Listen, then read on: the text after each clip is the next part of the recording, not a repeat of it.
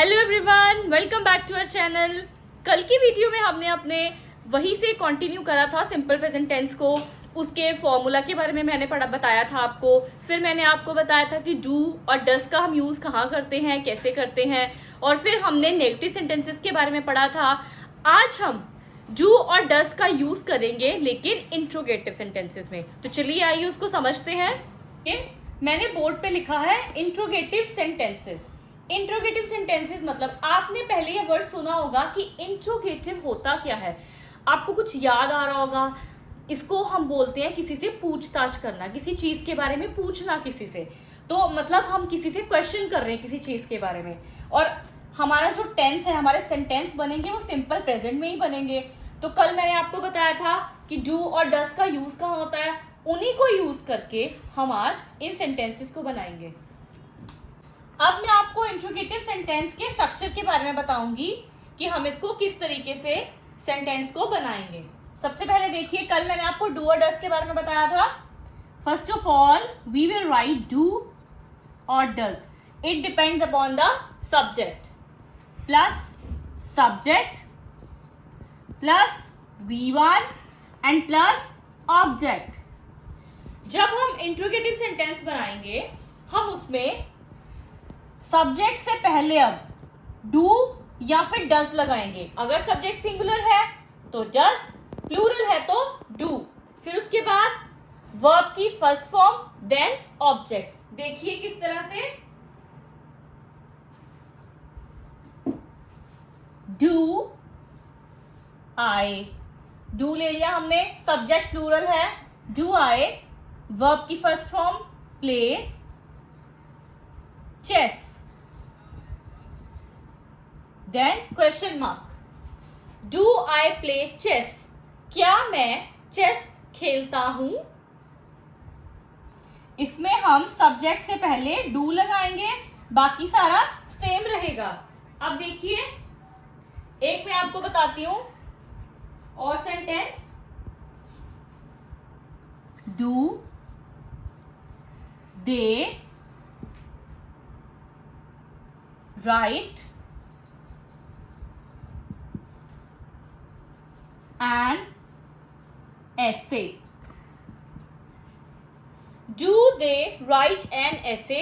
क्या वे ऐसे लिखते हैं, निबंध लिखते हैं। दे हमारा प्लूरल है इसलिए डू। सब्जेक्ट से पहले डू आ गया, बाकी सारा सेम रहेगा।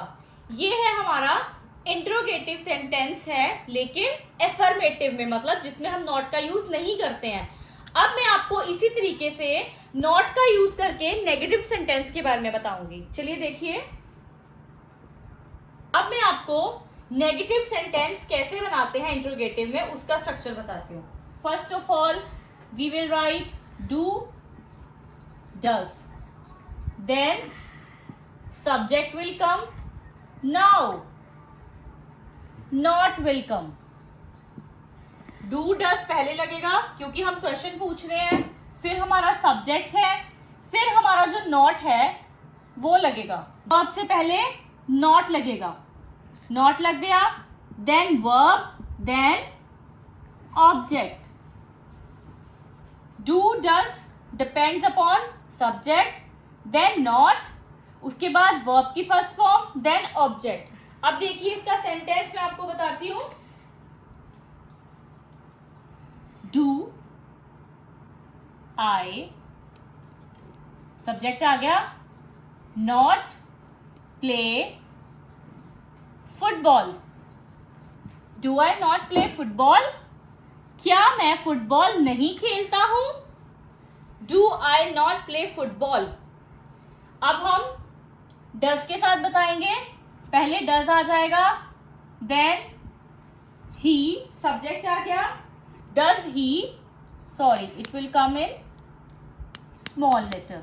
Does he not go to market.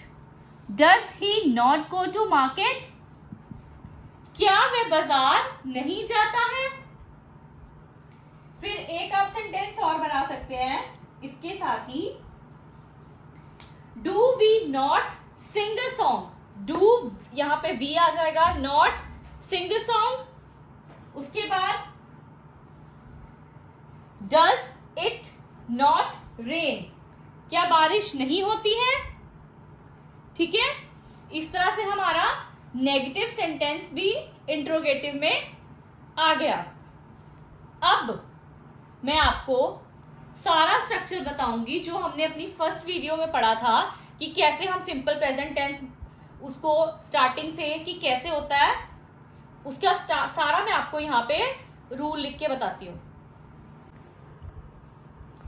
ये देखिए अब structure of simple present tense, एक बार इसको ध्यान से देख लीजिएगा क्योंकि इसके बाद कल हम प्रेजेंट का दूसरा पार्ट करेंगे।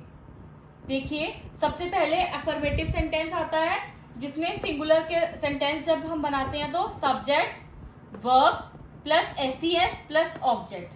प्लूरल में सब्जेक्ट वर्ब ओनली, सिर्फ फर्स्ट फॉर्म वर्ब की, और ऑब्जेक्ट। यहाँ भी फर्स्ट फॉर्म लगेगी बट एसईएस लग जाएगा, यहाँ के लिए वर्ब की फर्स्ट फॉर्म लगेगी।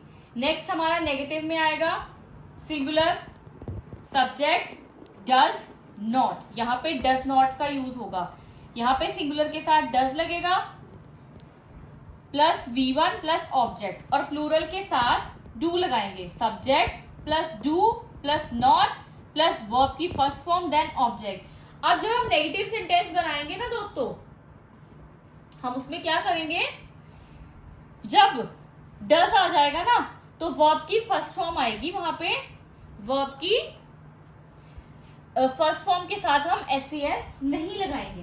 ठीक है, फिर है हमारा plural subject plus do plus not plus V1 plus object. इसमें आपको पता है इसमें तो ऑटोमेटिकली जब हमारा सब्जेक्ट प्लूरल होगा तो वर्ब की फर्स्ट फॉर्म ही आएगी। बस हमें इतना ध्यान देना है कि नेगेटिव सेंटेंस बनाते टाइम हमने जब सिंगुलर में डज लगाना है तो हम उसके साथ वर्ब की फर्स्ट फॉर्म लगाएंगे, एसईएस का यूज नहीं करेंगे।